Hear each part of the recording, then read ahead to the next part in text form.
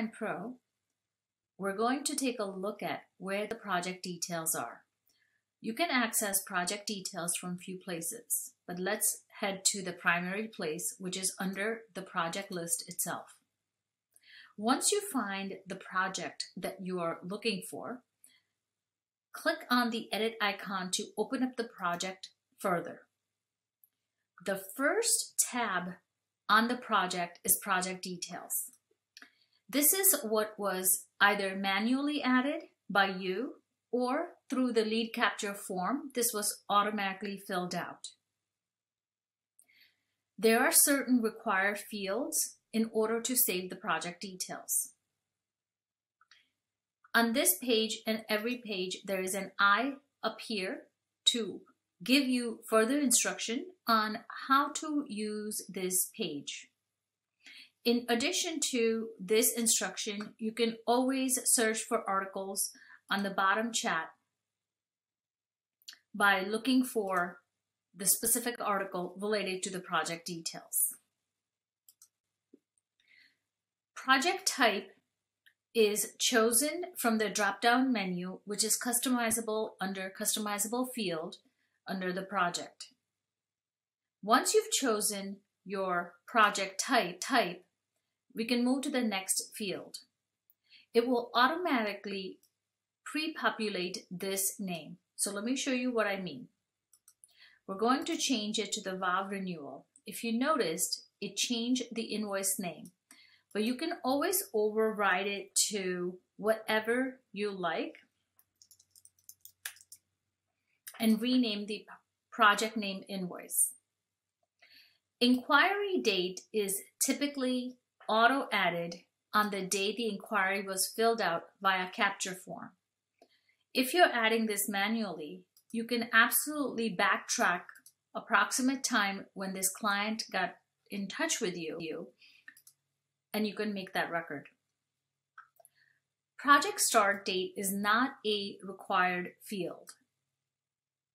This could be useful for coaches, somebody who does X amount of time service. So coaches, planners, this would be a great place to put the project start date. But someone like a florist, this wouldn't be really applicable. So go ahead and add the project start date if it applies to you. If not, project end date is the important one, which is the date of the event. So this is the day the client is actually, let's say they're getting married, or you are going to go and service this actual item to the client on the day.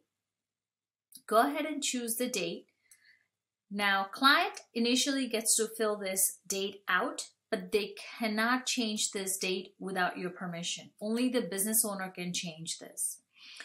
Now, when you decide to change the date, you can always put down your original project date here to keep a record of it. Book date is automatically added when a client signs a contract. And if you were adding a manually scanning the contract, you can always come and mark this date. Sample date. So let's talk a little bit about it. Some vendors offer sample of their service. It could be somebody like Florist making a centerpiece, cake tasting, wine tasting, beverage tasting, swatches, or stationery. So go ahead and put down the sample date if this applies to you and you're showing this to your client.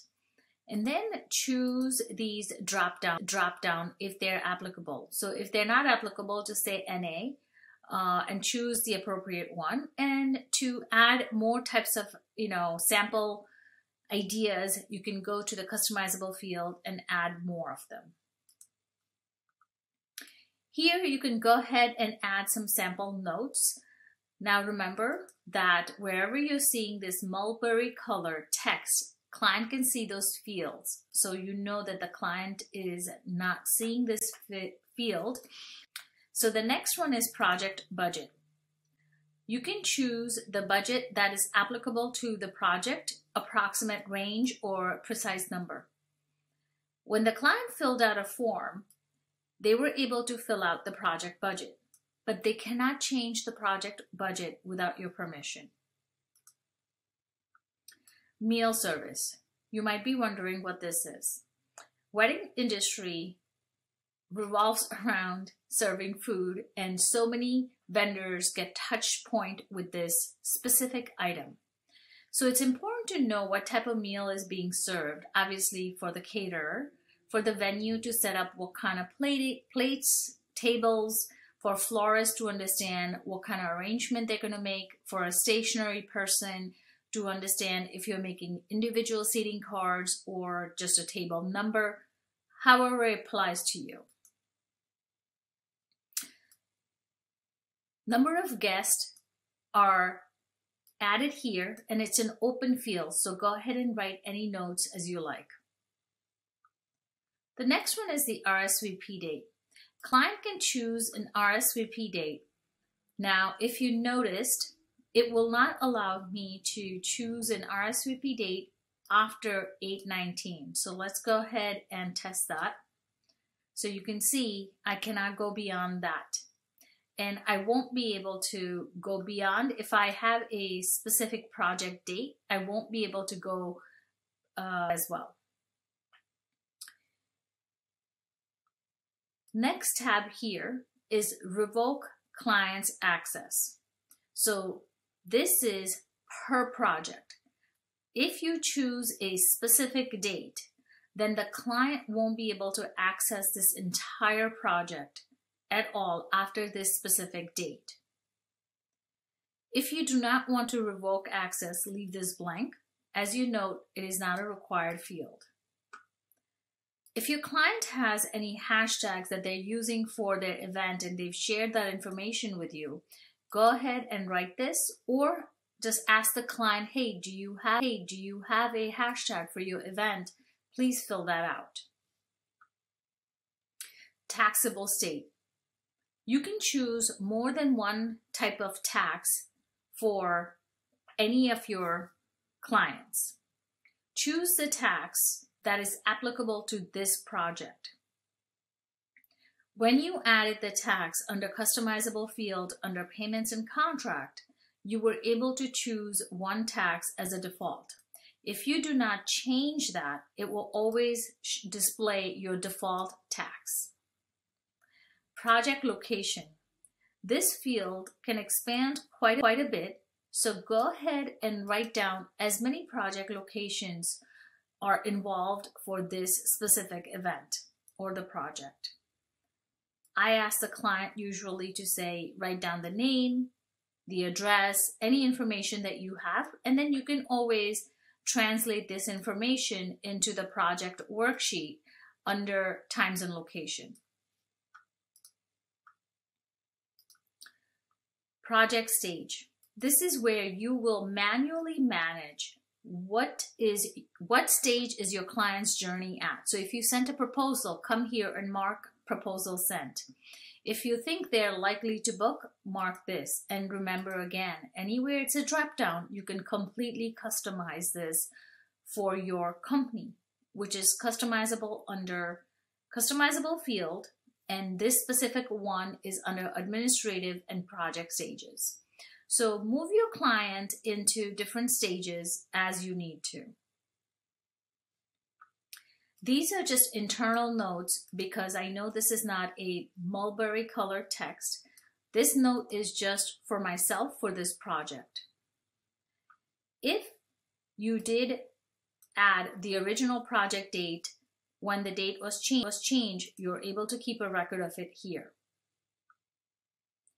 Let's say this specific project was a lead and they decided, okay, I decided to go with somebody else. Then you can come here and say did not book, and you can go ahead and archive the project. Or if for some reason the client says I've canceled my event, if you mark it cancel, then and then another field is going to pop up, canceled project date, to allow you to keep a track of it. So you can go ahead and write down the canceled project date. The minute I take off that checkbox, it's going to disappear.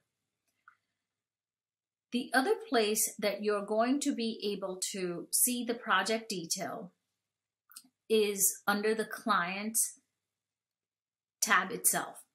For a shortcut, I'm going to click on this Client underlined name, which will open up in another window, and I can see the details without actually leaving the project itself. You can see the project details here at a high level, and then do not click on the worksheet. Click on Edit to see the same exact project details. Another place you will see this project detail is under the lead capture form. So let's go ahead and go to the lead capture form, and then you can see project details. You're able to customize these project details under the lead capture form when the client is filling this out. So if you hid the project start date, then they are not going to be able to fill it out. I hope this gives you an understanding. If you need any further help, please chat with us from the bottom right corner and email us at support@trueclientpro.com.